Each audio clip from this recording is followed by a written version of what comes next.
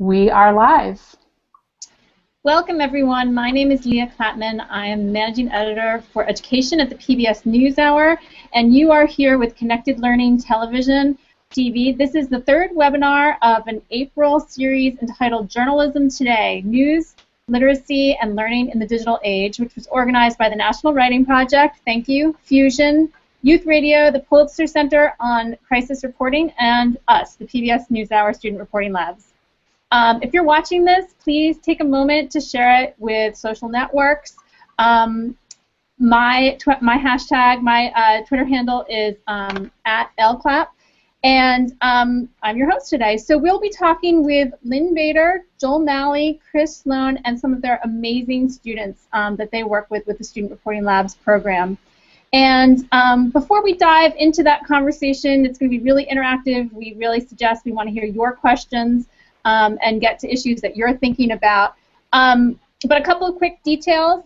For those watching live, we welcome you to either use the hashtag #ToNextPres or Connected Learning, or you can also use the Q&A feature that you see in the video player, and we will do our best to address all of the questions that come up. The webinar is also being co-streamed at the National Writing Project's educationinnovator.org website. And it's part of a series related to Letters to the Next President 2.0, which I'm just reading here from the description, which engages and connects young people ages 13 to 18 as they research, write, and make media to voice their opinions on issues that matter to them. So again, that's the hashtag #ToNextPres. And this webinar will be available in the resource section of letterstopresident.org. And you'll find many other resources there related to the election and other writing opportunities. So we wanted to go around and give everyone a chance to introduce themselves. Joel, if you could start off with yourself and the students who are with you in the room. Sure. Hi, my name is Joel Malley, and I teach at Cheektowaga Central High School right outside Buffalo, New York. I've been with the National Writing Project since 2003. And have been working with PBS NewsHour Student Reporting Labs for 2 years. And then the students who are inside a different room, if you guys could introduce yourselves. And Lynne. Yes, I'll go ahead and start. I am Lynne Bader, and I work at WNED WBFO as a senior producer and director. I've been there almost 18 years, and a lot of what we do at our station, both radio and television, is try to engage with the youth and work with the youth. So I was so pleased to be a part of this project as a mentor producer for these lovely ladies here. And I'll let them take it over.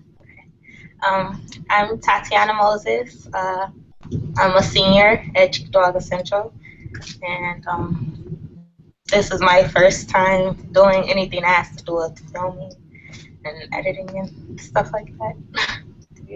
Thanks, Tatiana. Hi, I'm Deja Vu Romer, and I'm also a senior at Cheektowaga Central, and this is one of the first projects I did this year with any filming, and I'm appreciative for Mr. Malley and Lynne. Thank you. Great, thank you. And now let's go to Chris Sloan, and if you could introduce the students who are with you. Sure. My name's Chris Sloan. I teach high school English and media at Judge Memorial in Salt Lake City, Utah. And like Joel, I started with the Student Reporting Labs a couple years ago in the summer. And I've been with the National Writing Project for a while. 1993 was my first connection with them. And I have the privilege of teaching students like the ones who are about to introduce themselves right now. I'm Mary Oliver, and I'm a junior at Judge. This is my first year in Mr. Sloan's class, and I'm looking forward to doing an internship with PBS NewsHour this summer. Yes, we're looking forward to that, Mary. I'm Katie Scott. I'm also a junior at Judge Memorial, and this is my first year in new media and working with PBS, and I look forward to taking the class next year and having another year working with PBS and creating stories. Awesome, thanks guys. So just to give people a little bit of a background about the Student Reporting Labs program, it started in 2009 with 6 pilot sites. The idea was really, we had always kind of worked with teachers who were using current events in their classroom and the NewsHour, and I would talk to students and teachers and say, you know, let's watch this video together. What do you think? Are you interested in this topic? What do you think about the tone of voice of the person who's presenting? What do you think of, you know, the way it's edited? And constantly I heard that news for adults, you know, it could be used in a classroom. They could play a video about the election or about what's happening in Afghanistan, and that could be connected to what they're learning. But over and over again, the students said, you know, I don't see anyone who looks like me. I don't hear people who sound like me, and it definitely doesn't feel like it's produced by someone who's like me. And so we really sought to fix that problem. That was the challenge. And so we started in 2009 with those 6 sites, and we just, you know, kind of said, like, let's try to produce current events about big issues, important issues, but that are happening here in our community and that are happening to young people. So out of that experience, we produced a curriculum, kind of working with the students and saying, like, what do you need to learn to be able to produce these kinds of video packages or to tell these stories, and with the teachers. And so we created a curriculum out of that, and we have kept going. We now bring teachers to Washington, D.C. to have a boot camp where they go through the same experience that their students are going through, and really learn how to, you know, work in teams and use the equipment and go out there and produce stories. And then we bring all-stars. So we bring, actually they're now called fellows, and so we bring some of our star students to Washington, D.C. too, to kind of be leaders in the program. And instead of, you know, kind of explaining more about it, I feel like I should show you. So if we could play the kind of tape that shows the student reporting labs in action.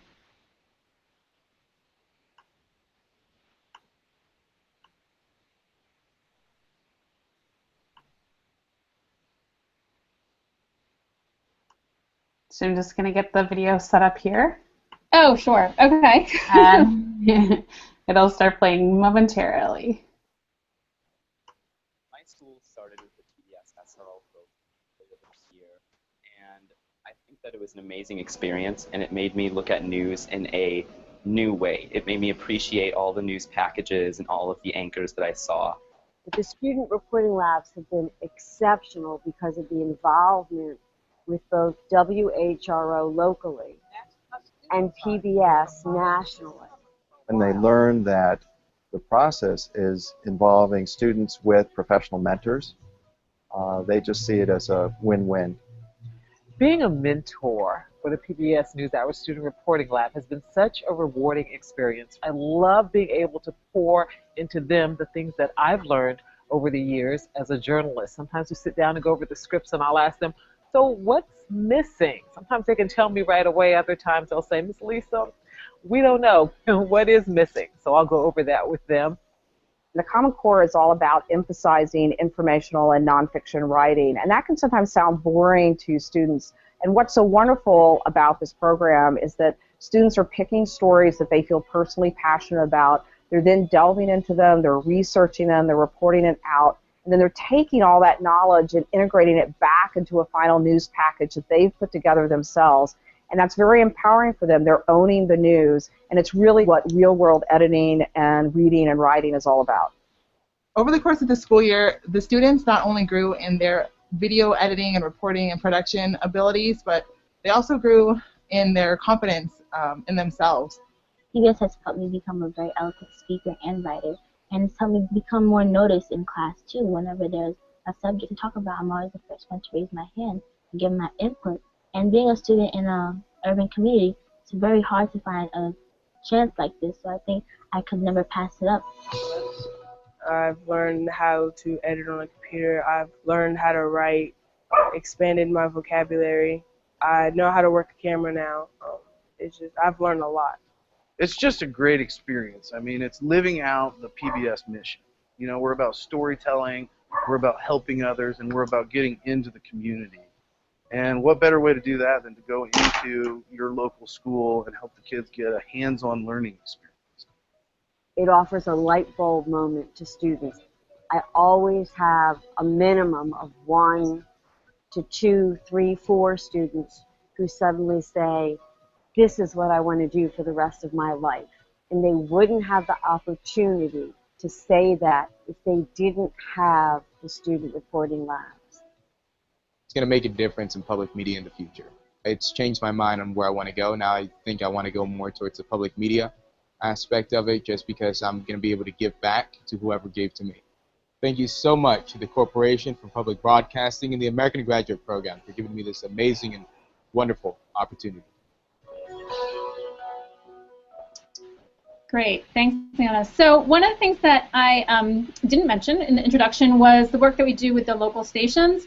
So almost all of our labs are matched up with either a journalist or a producer at their local station who can come in, talk to the students about their story ideas, can help flesh out, you know, who in our community can you talk to kind of really get at that story. And then they also review scripts and help the students, you know, kind of build on their script writing and also review rough cuts. So that's a really important part of the program. And a lot of the stations also will run the student content on their own website or on their own air. And we have had, in terms of the stories that have run on the PBS NewsHour broadcast, which reaches over 1 million for people per evening, we've had 28 pieces produced by the students, and you know, some of the students you see here produce pieces that have run on the NewsHour. So that's always, you know, really exciting for everyone because you're able to tell a story to a really broad public national audience. So part of the way that we work the curriculum is that we've had 4 assignments over the course of the year that build off of each other. The first one was really just go out and talk to some of your peers about a topic in the news. The second one was about students do a profile of a student who is challenging gender stereotypes. The third was about capturing natural sound, and that's something that we're going to publish in about probably this week or next week. And then the fourth is kind of a full news package or a full mini documentary that the students are producing. So the one that we published in earlier in February that has gotten a lot of attention is called Outside the Box, and that was challenging gender stereotypes. And that's the one that Joel's group did a piece that we want to play. Actually, Leanne, if we could pull up, can we pull up the screen of the entire project, the entire Outside the Box project? I can put the link in the chat if that helps. Sure, just let me pull it up, and then I have a video to play too. Okay.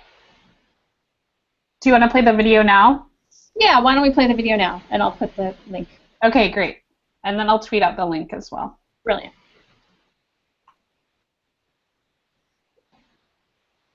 You guys ready? It's your work. Okay. All right, here we go. I realized I was transgender when I was younger, around the age of like 5, but I never really knew what it was called. You know that you're like, okay, I want to be a female, but at the time I didn't know like that was called trans. I had a doctor, Dr. Mazer, who basically sat me down, and I didn't know what trans was at the time. I didn't know the meaning of it or trans was a thing. So when we talked about it and we discussed, you know, my feelings and how I thought and the way I saw the world and how I saw myself when I was older, he basically looked at me and said, you know, you're transgender, this is like your title. My childhood was normal. I would hang out with my cousins and we would, you know, play games and stuff. I would ask them to call me she instead of he, and I played the character of Crystal. I was always known as Crystal playing childhood games. So when I played the games, it was nice to hear, you know, she and her and everything, but the minute the game ended, I felt as though I was like playing another game in real life.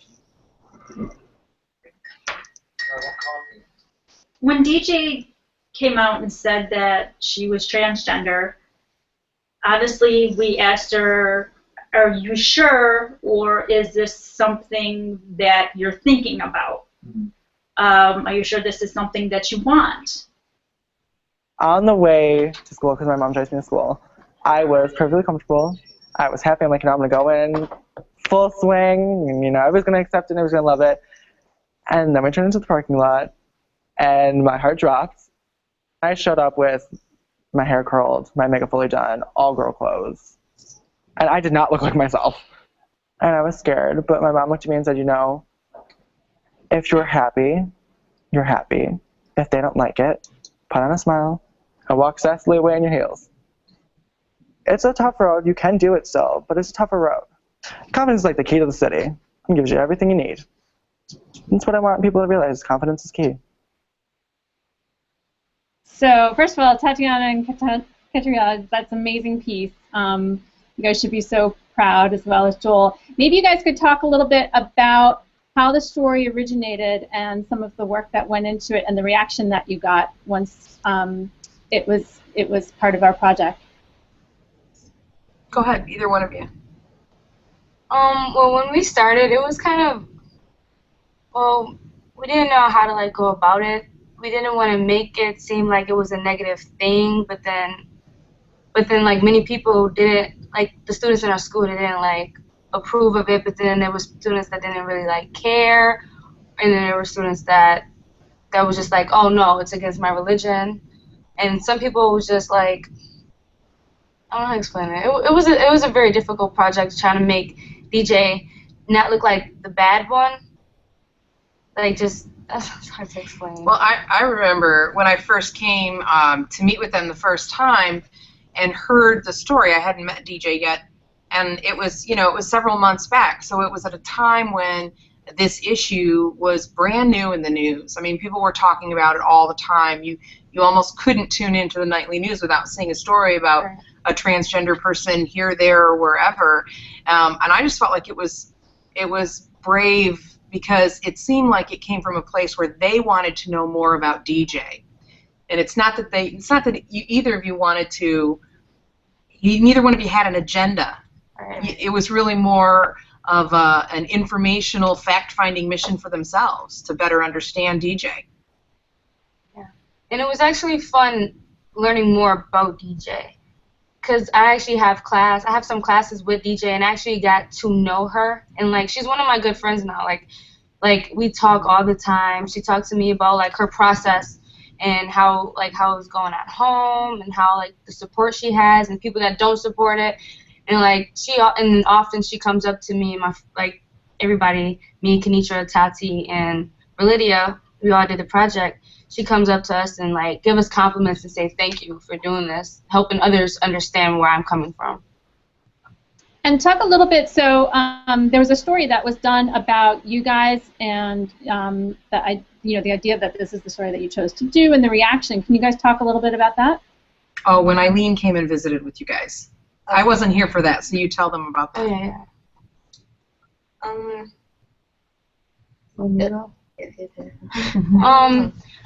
Well, originally in the video we wanted to get a positive view and a negative view, and we asked DJ, of course, but when we was trying to actually get some like negative views, I want to say, a lot of people were against it because they didn't want to look like the bad person in the future, like, because you know whatever goes on the internet stays on the internet, and they didn't want to look like a negative person. But there's some kids in the school that they say things, but I'm not sure if they say things to her like face to face, but they do say some negative things and some positive things. She just get through it though. She do give us examples and stuff, but she gets through the day. Well, and I think Eileen Buckley is the reporter from WBFO who knew that I was working with these girls about this story, and I think really wanted to get a sense of what they learned from the process. And it was one of those things where this issue does have two sides, but you guys did find a lot of difficulty having people voice a negative opinion on a transgender youth on camera in front of someone else. And to me that speaks to, that's a testament to sort of where we are right now. They couldn't really find a vocal person on the issue, on the other side of things. Yeah, that's interesting. Yeah, go ahead, Tatiana. There are some people like in our school and stuff that was iffy about DJ and like her being a transgender because of like their religious views. Cause like even for me and like another girl that was in our group, Kenitra, like we're both like pretty religious, and like in our religion we're Christians, and we don't like we're not like yeah, like we don't really approve of that type of stuff. But like during this project, I learned that like you shouldn't really judge until you know the person, because like I was really iffy about it because of my religious views. But like I wanted to know more about it, more about the process, and like DJ even said like she was like she was born a man, but like okay, Joel. She was born a man, but she always thought of herself as a girl, and like I don't know, I feel like you shouldn't judge. And she was born that way. Yeah, like she couldn't help it. Yeah, if I could. Yeah. Pardon me, I'm sorry, I'm getting over a cold. If I could hop in here for a second, if we think about what journalism is the finding out and the telling of a story. One thing I really love about this project is the fact that the sense of inquiry that these girls went into it with when they first had the conversation with Ty Silva, the other PBS Student Reporting Lab's producer. They pitched this idea and they were like, I really don't know what to think. And I think how often in education do we get that opportunity to really delve into an issue that everybody else is dealing with? We're doing research about something that needs to be researched because really nobody knows. And then I think about Lynne Bader, the reporter for WNED, or WBFO, I'm sorry, for 88.7. And she's asking the same questions. It's that idea, that connected learning principle of having a shared purpose. So here are my students in my class trying to find out the answer within a community that is trying to find out the answer. And then at a larger scale, on the city level, we have another journalist also looking into this question, trying to figure out, hey, what's going on here? And I just think that's a powerful mode of education because, if you look at these two girls and the other two who did the story on DJ, they were able to sit down with a person they didn't know much about a topic they didn't know much about, and interview this person for an hour and ask about process and details and parts of the story that go way beyond gut reaction and way beyond superficiality. This was questions about biology, questions about the emotional aspects, and then after that, they got to go to DJ's house and interview her, and interview her parents, and gather footage of what daily life looks like that. So to me, it's like how powerful of a view of education is that, where you get to go and capture and tell a story about something that everybody else is trying to figure out themselves. Great. And your fellow teacher, Chris, it would be great if you could add to that about how you guys kind of manage this as teachers, as instructors, and kind of like fostering this kind of inquiry and this kind of growth in this kind of project. Yeah, I think Tatiana, right, was saying, I think a real core principle, like, inquiry drives a lot of what we do, and I think a lot of what's maybe not working in schools is not giving students the space to inquire and spend a long time on a question. So I think a class like this, and I think Joel's it kind of opens up that space for students to inquire. And then I think the other big component is that the youth have really important things to say, and they have really valid things to say, but they often don't have channels to say it. So I'm thinking of that story that you guys did, that confidence is key, and I think like that's contributing to a conversation, but it's the youth perspective. And I think these two who are with me also are looking at a problem in our community. We live in a valley in the west, and in the wintertime the pollution is really bad, even though it's beautiful right now because a storm came in and it's like these mountains with snow on them and everything, but there's a serious health problem that's in the air, and I think my generation, we seem to not want to do anything about it. Like the people who are elected officials in my community continually dodge any real meaningful change to that problem. So I think these two are taking on another kind of story where the youth, they have to deal with this a lot longer than I will, and I think they have creative visions that need to be seen. And just like that story that in Buffalo, you all are talking about. These two, I think, you know, they can speak for themselves, but I think these students and the students in Buffalo, I think there's a sense of empowerment with joining the conversation and getting the youth voice heard. Did you want to add anything to that? Yeah, you guys, why don't you talk a little bit about kind of finding the story and how it feels to be able to tell that story to the rest of the world? Well, we have another girl that we work with, and it's me, Mary, and Chloe. And when she was younger, Dr. Andy Schoenberg came to her school and talked to them about his invention, which is a solar-powered no-emissions vehicle, which was called the Sunzy car. And Ty and Matt gave us a prompt about something to do with, you know, like people in your community who are environmentally conscious.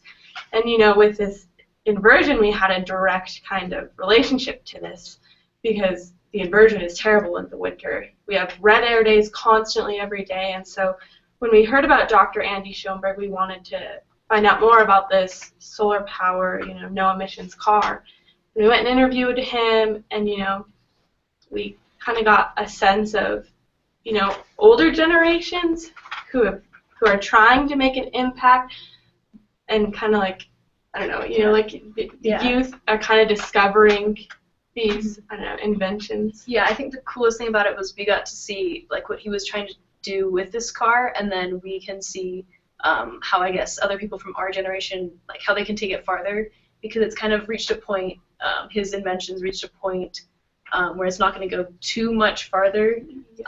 But then we went and talked to another professor at the University of Utah, and he told us about how his students do a bunch of projects, like senior projects, I guess. And it was really cool because they have a bunch of different things, and some of them choose to work on projects like the Sunzy car, and some of them actually help to make it more efficient. So it was really cool to get to see how two different generations work together to solve different problems, and how the solutions get passed on to the younger generations. That's great. Yeah, and I mean, I'd like both set of students to talk a little bit about how reporting, you know, as a young person and talking to young people is different than if you saw it on, you know, your local Channel 4, or, you know, kind of if it was reported by adults.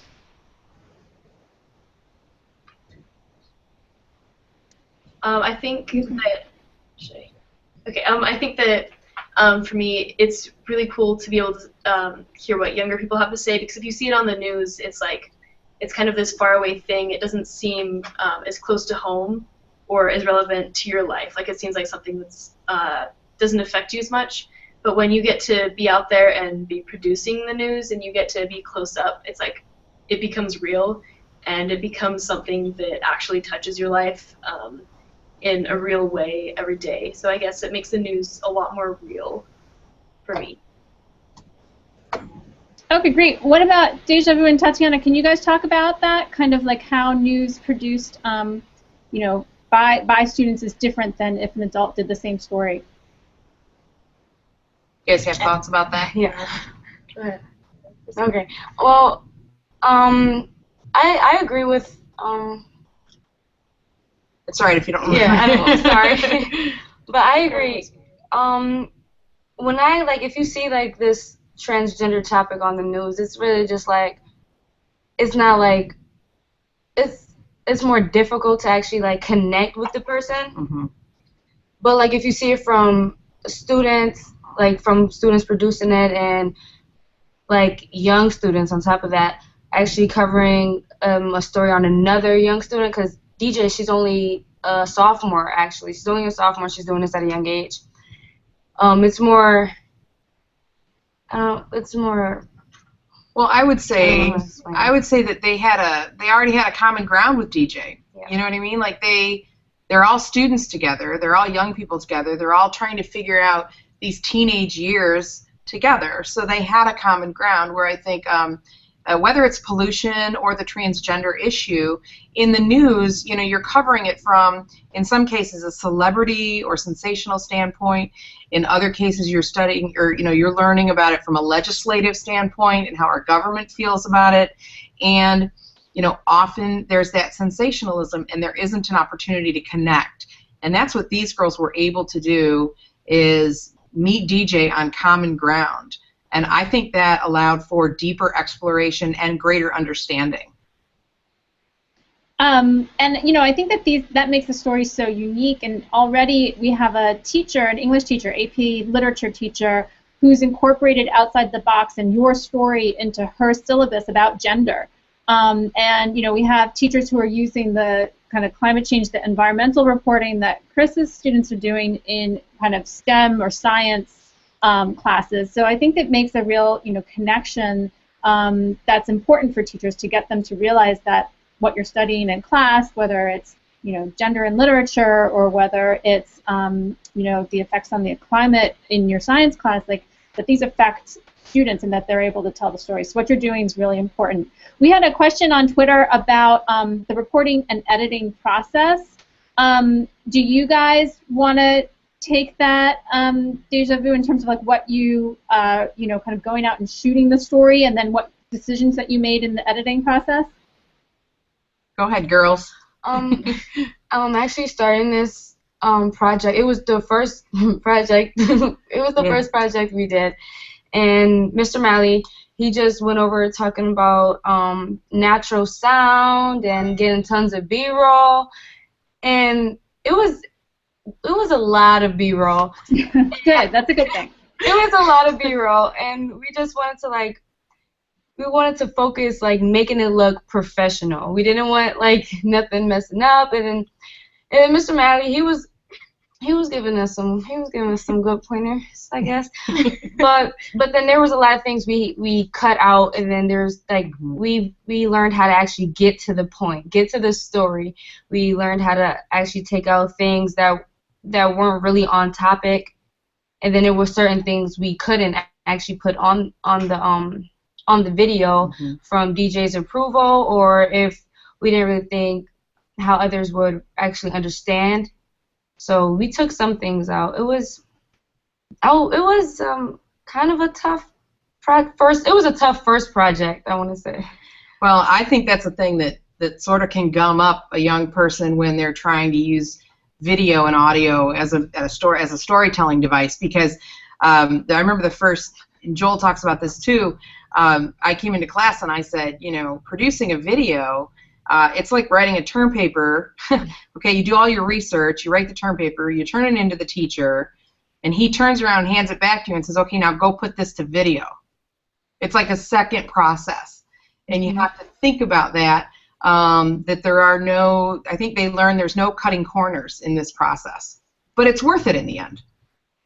I think that getting the actual interview wasn't that hard, because like we had tons of questions for DJ, so it wasn't that hard. But the editing process, I don't think we thought that it would be so long, and it was a lot. The editing process took up most of our time. Like it took a long time. Yeah, and then we also learned to like always keep a pen or pencil with you in a notebook, because the questions we have written down, we only had a few questions written down, and then we ended up with sheets of like questions. It was just, we had so much questions. It was actually, it was fun. I enjoyed it.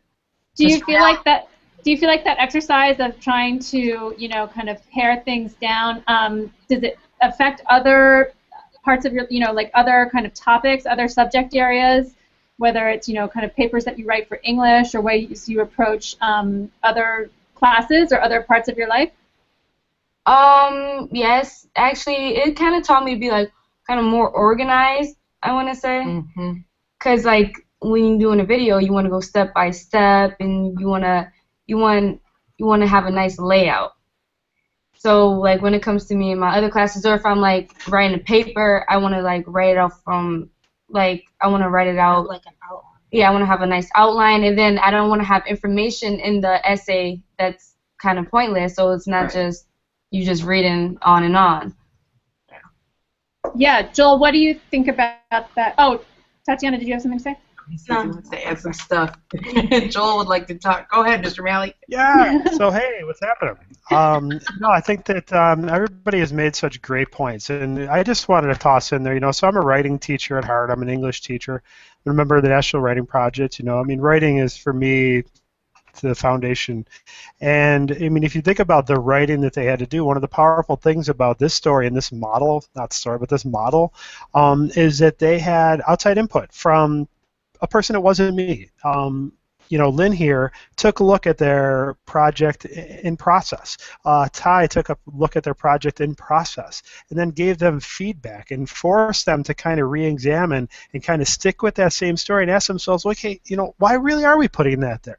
If we think about how writing is traditionally taught, we think about, well, here's what goes in the first paragraph, second paragraph, third. All those rules are out the window.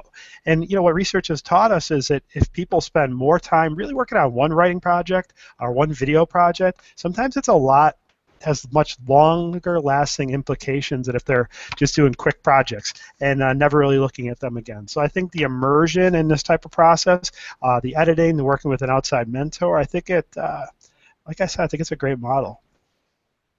But those are some really great points. What about you, Chris? Do you guys, and Mary and Katie, are there thoughts that you guys have about, maybe Mary and Katie, you could talk a little bit about the shooting process and the editing process and choices you've had to make and what you've learned from those choices? Yeah, I think definitely, we've learned a lot of different things. I think learning how to edit definitely has been, I think, my favorite part, because I'd never done any real sort of video editing before this class, and then after this class, me and a couple other of my friends basically started a TV show, like a news-based TV show about our school, and we've just been able to do that just from the things that I've learned with Mr. Sloan in this program so far. So I think that was amazing to get to learn that and then be able to do something with it.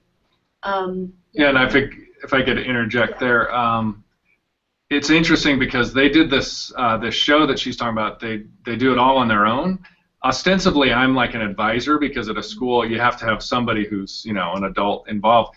But really, they just went and ran with it, and I had very little input. Like they would ask me a couple things, but really, like they were so professional and had it so together that really, I think the most impressive part of it was that there really wasn't an adult part of it. Like they are fully capable of shooting, conceiving, shooting, editing, polishing compelling stories, and they show that time and again, and they just started. So I think it's pretty amazing.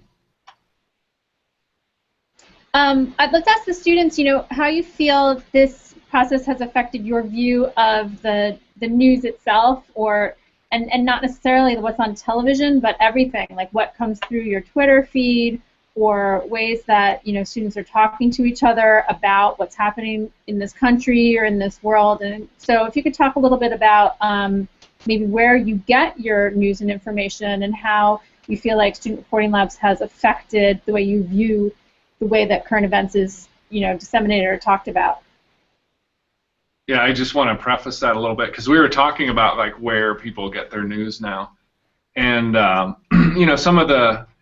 some people still they read the newspaper and watch the network television news, but I was struck with just the various ways and media that it's happening. So like one student is like, well, I get my news through Snapchat.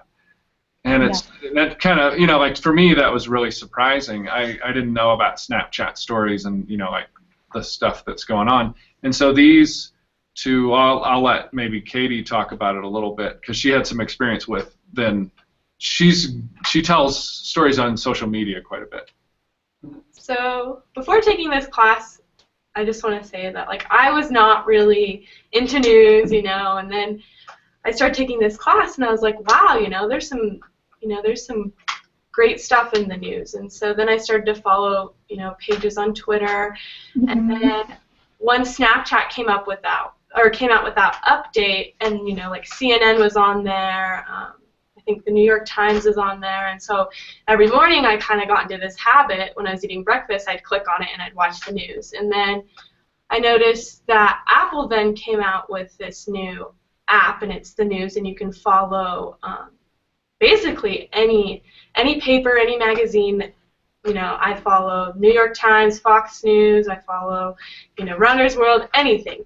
And so, you know, then Mr. Sloan kind of came up with an idea. Well, you know, all these huge news, you know, anchors are reporting. Why can't we report on Snapchat? So then we came up with the Bulldog Press Snapchat, and I believe Mary was in charge of the Student Reporting Lab Snapchat, and we decided to start using that to report. And so one specific day was Nancy Miller Day, and it was a day that Judge had in honor of a teacher who had passed away. And so all the kids were in like different workshops, you know, doing different types of art.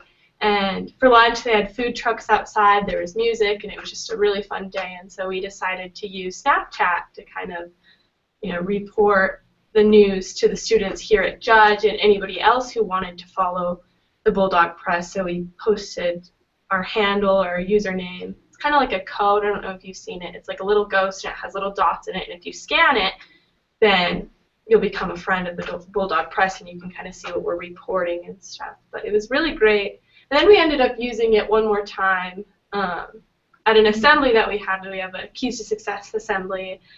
And yeah, it's just kind of a way to interact with kids in kind of a unique way, or a more kind of, I don't know, it's a way to connect with each other in a way that we're kind of used to. Mm-hmm. You know, we're all on social media, we're all on Instagram, Twitter, but now it's like a way that we can use it as an educational way. What about you? You guys touched deja vu and Tatiana. Like, what? How has this affected the way that you look at other news sources and the way that you, you know, might use Twitter or Snapchat? I don't know. Like, I watch the news more than what I used to, because I used to not really be into watching the news, but now I watch it more. Like when I see like they have like little ads and stuff on Twitter with like things that's going on, like news-wise. And like sometimes I'll like watch those and stuff like that, and like share it on Facebook or something, like some little stuff like that. What about you, Deja? Mary and Kay, I actually just went on Snapchat and and I just found y'all guys. We're checking you guys out already. Yeah. I just added y'all. But for as the news, I'm not totally a big fan of the news, because I don't know, like my dad. Oh, I hope he's not watching. Oh. Sometimes like my dad, like he even says that like sometimes there's like a lot of negative things on the news more than like. I mean, there is some positive things on the news, but like when I usually watch news, it's either like, oh, it's like the local news, it's like, oh, somebody has been murdered or shot, and like it's like a lot of sad things. So I don't watch the news like all the time, but sometimes I notice some good things, but I don't see like big stories such as like transgender or like pollution, like a lot of like big things like that wise. I just see like crime. That's just my point.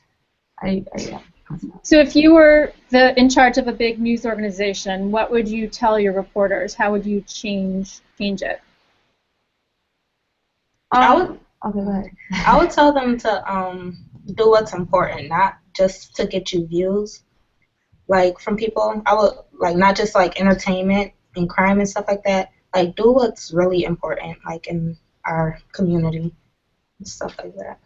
Yeah, but nothing. I would do the same, but like nothing to I would want to try to get a lot of, I don't know, explain, like a lot of viewers, like not just like people that, like I'll try to get the youth into it as well, because they're the future, and I would try to like have things that have to do with the youth today, and then like things with elderly sorry, and then like I will get important things about that. I just won't just throw facts. Facts. Yeah. Well, just facts. and it's I think it's also really, you know, journalism is a huge responsibility, and that's one of the things that these girls and the other classroom learned as well, is that we do have a million sources for our media, and it's something in public television that we talk about all the time, the enormous responsibility that we have to tell a story in a way that is meaningful to people and makes a difference in the world. So they're right on track, and I think the more they learn about it now, the more able they will be to make wise decisions about their news gathering and news reporting in the future. Yeah, so Mary and Katie, over there in Utah, what do you guys want to add about that? If you were, you know, kind of in charge of a big news organization that, you know, millions of people watch every night, what kind of stories, what would you tell your reporters? What kind of stories would you focus on, and how would you see your mission?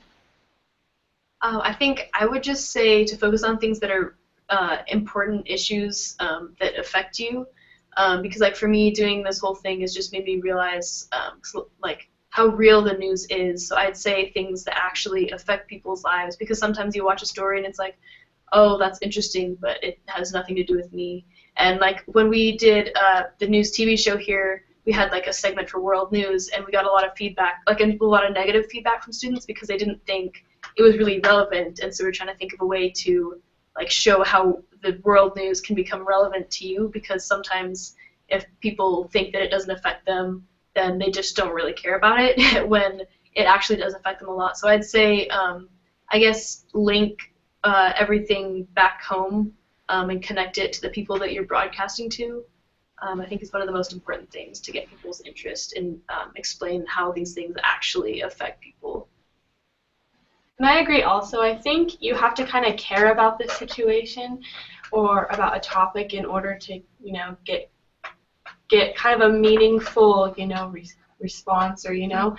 And so I think just, yes, sticking at home and kind of, you know, reporting issues that are relevant and issues that, you know, mean something to you. Kind of like with the pollution thing, we're affected by that, so it's kind of, it makes it fun and it makes it more interesting knowing that it's, you know, linked to us and that this issue kind of matters to us. So I think we had another question on Twitter about kind of the ethics of reporting and kind of how you see your responsibility as reporters when you go out into the field to tell stories. Maybe Chris and Joel, you can talk about that from the teacher's perspective, you know, kind of how you make sure that those things are kind of a part of your program. I'll go really quickly because I have an example that comes right to mind. You know, last year we had some students looking at, you know, whenever there's a school shooting that happens, typically the news kind of circles around this person had mental health issues. And so I had some students who looked at, you know, mental health and gun violence. And one of their interviews was with a student who was, you know, he was having some, you know, he was open about it. He was having some mental health issues, and he wanted to talk about his brother's suicide. So this is really serious stuff. So we went through a lot of steps. So we talked to the family. You know, is that okay? We did pre-interviews with the student and showed him the role and talked about, is that, you know, fair? Is that what you want to do? And so something that was really personal and really sensitive. I guess we were, you know, these people, they know how to behave ethically and morally, you know, the students right here and the students I work with. So, I mean, there's journalism ethics, but there's just human ethics that I think they're very careful about. And again, last year, those were students that led those conversations with the parents and with the student. Yeah. Yeah. So I'm just thinking, you know, first rule of journalism is do no harm, right? And I think what is important about what happens in the English classroom, what's important about what happens in, you know, this workshop style classroom is that, you know, I'm there at every step of the way, you know. So when these students by themselves came up with the idea of exploring this idea, I had asked myself, okay, what angle are they coming from? Do I trust them with the story? And with these girls, I absolutely did. And I mean, I've known them for 4 years. They were in my freshman English class. I have them again, so I know them. Then you kind of watch the process. And I think that at every step of the way they kind of showed that professionalism. But I think it's all about, you're there. It's not, these films and these stories aren't taking place outside the purview of some sort of supervision. So you got to keep an eye on things. And as far as our subject, as I know a question was asked on Twitter about safety and things like that, and I think these girls were very good about making sure the DJ had the questions beforehand. The DJ was comfortable with the parts of the story that they were going to share. So at every step of the way, we respected our subject, they respected their subject, and they talked with her about some of the possible things that might happen. And they chose well. They chose a girl who's very strong. They chose a girl who is very strong-willed and has a great voice and is willing to speak on such things and speak on such a delicate issue. So I think that's all part of the ongoing decision process that happens in the classroom, in a journalism classroom. So, here at Student Reporting Labs, we get applications. If you go to our website, which is posted in the preview to this webinar, you'll see that there's an application, and so you can apply. But it's hard, right, Joel and Chris? I mean, it's a lot. It's a time commitment. This fit into your class, which is awesome, into all your goals of what you're doing with the National Writing Project.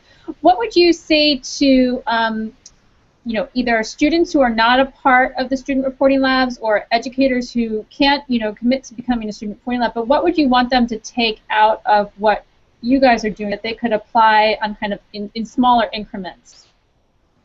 Maybe we could talk with you, Joel, and your students, what they would say to students who are not in the reporting labs, what they can kind of, practice with journalism that'll help them kind of understand, current events and be able to tell stories in whatever ways that they can.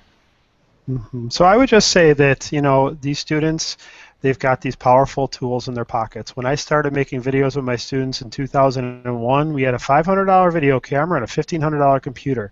Now every kid has in their pocket something that is so much more powerful than those tools we had back then, and editing is so much easier than it was back then. So I would say, first of all, trust your students and help them rely on the tools that they have in their pockets.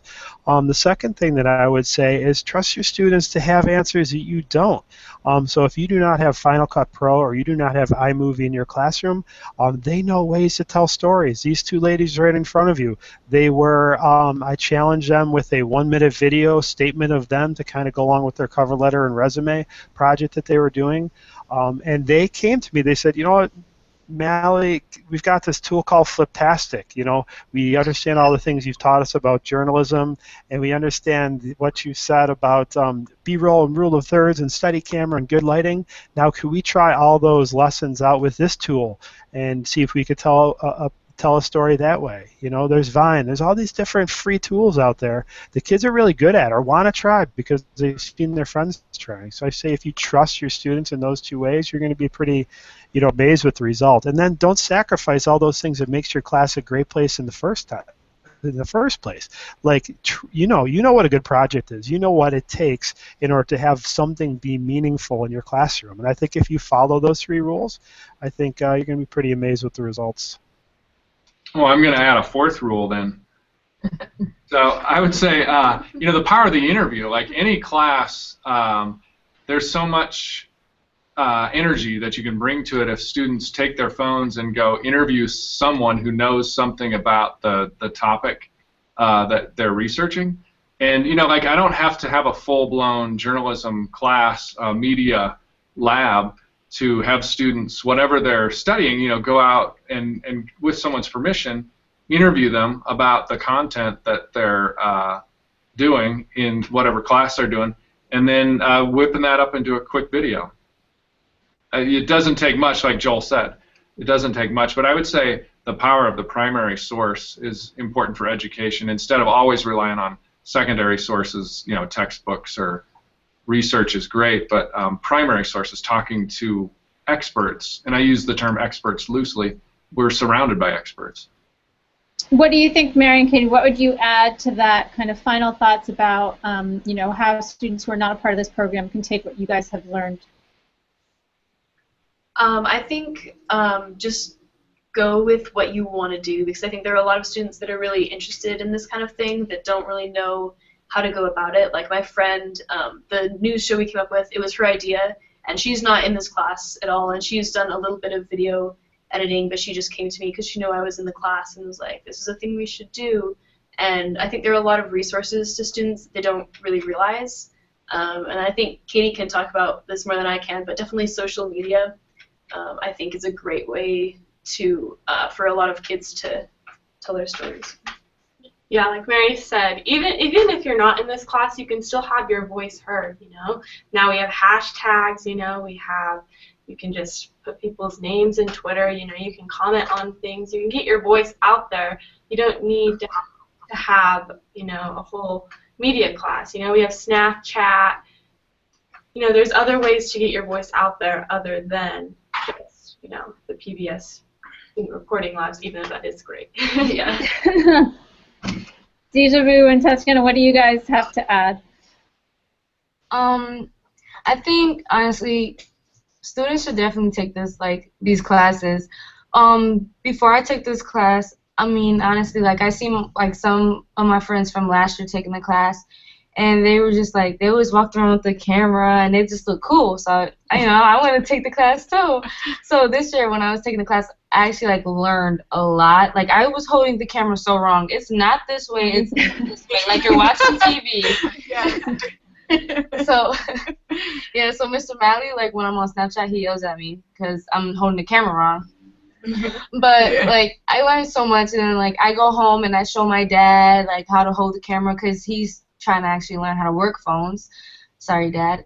But honestly, like I would definitely recommend this to other students. Like this is actually the best class for me. Like I look forward to this class during the day.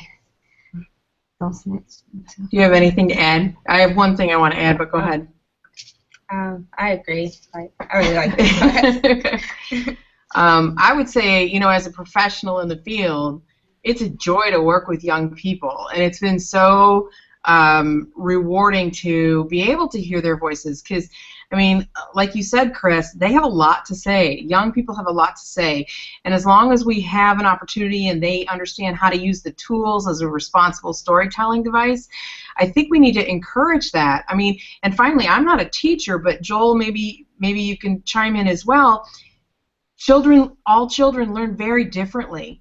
And I think we get bogged down in a syllabus or in a lesson plan or a way to try to get kids to think. And if these tools can help these kids think, then I think that that's the best outcome of all. Yeah, Joel, final thoughts on that? Yeah, so I don't know that I can add much more to that powerful statement and add anything meaningful to the conversation because I think that that's it. All right, great. Well, sorry to be such a dud. I was on a roll before. Well, that's awesome. Well, I think that the fact that your students are so eloquent and were able to express all that they did is testament that you're doing your job really, really well. So thanks everyone. This has been a great conversation. I'd love for it to go on, but we definitely reached our hour. Joel and Deja Vu and Tatiana and Lynne up in New York, and across the way, Chris, Mary, and Katie. Thank you all for joining us. And for anyone who wants more information about Student Reporting Labs, come visit our site, view all the great videos that these guys have produced, and apply, and we'll make it happen. So thanks everyone. I think there's a script that I'm supposed to read at the end. Yeah, this is was the third webinar of our series on journalism today. I think we heard a lot about what reporting can do for young people and the way that it changes the way they view what's going on in the world, and being able to master those tools I think is really important. Again, we can keep the conversation going with the hashtag #ToNextPres. We didn't really get a chance to talk about the election, but I think that you guys, this reporting experience that you've had makes you in a prime position to tell stories that will mean a lot to the political discussion that's going on in our country. There will be a full video recording of this webinar immediately on connectedlearning.tv with all the other current and the links that we've talked about. And if you found this conversation helpful, please share it. You can keep asking me questions at @LClap, as well as the teachers and the students who are part of this. And be sure to visit educatorinnovator.org and sign up for the email newsletter. I know I find it really helpful. So that's it. Thanks again, and everyone, good night. Thank you. Nice talking to you. Bye.